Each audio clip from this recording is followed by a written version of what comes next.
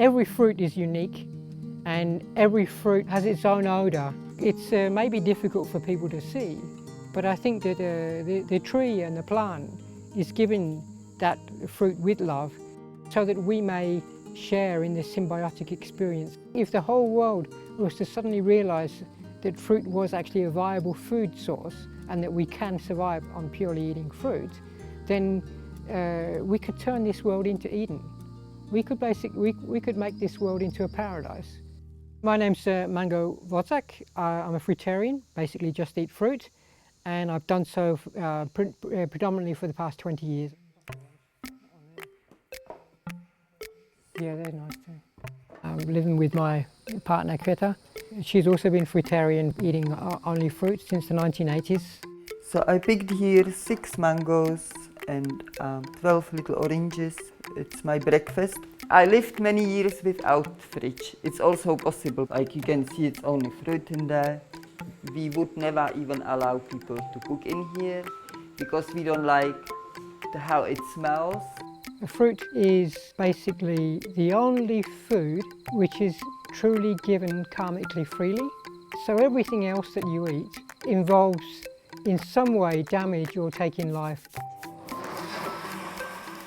If you cut a tree down, you're ending the life of the tree. If you pull up a carrot, it's pretty clear that you're ending the life of the carrot. If you take an apple from a tree, you're not in any way harming the tree. The tree is deliberately by nature produced this flesh around the seed in order that you may take the seed away from the tree and give the tree a better chance of growing. Look at those beautiful pineapples here. Prior to becoming vegetarian, actually at the time I was working for IBM in Norway. But I just realised at a certain point that I did not want to spend the rest of my life doing what I was doing. It all started really for me as a very gradual process of, it was like a series of awakenings. I think one thing that we have in common with animals, with all species, is our ability to suffer. There have been experiments done back in the 1970s.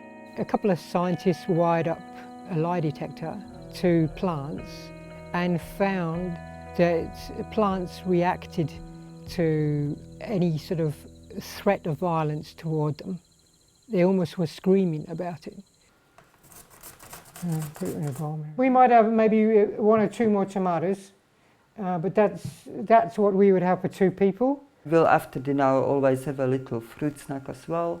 People look at our lifestyle and think that's extreme, but these people that are living on Maccas, they don't understand what damage they're doing to their bodies. I fully disagree with the food pyramid. I think that there's a lot of propaganda behind the creation of that pyramid. If you eat only fruit, you don't experience anywhere near as much sickness as you would do if you're eating a standard diet. A lot of people would look at me and think I'm skinny, maybe anorexic, but that's not true at all. I mean, I eat as much as I need to. My energy levels aren't low, they're good. My mind is clear, it's sharp. I lost some teeth back when I first started doing it, but I would put that down to my inexperience and the fact that I was eating too much unripe fruit. Did you get a durian? Yeah. I don't know whether it's ripe yet, but yeah. See? I don't personally know anybody that eats fruit that just falls from the tree. I don't really think it's doable because I think that a lot of fruit doesn't fall from the tree anyway. You'd have to pick it. Around here, surprisingly, people aren't that bothered.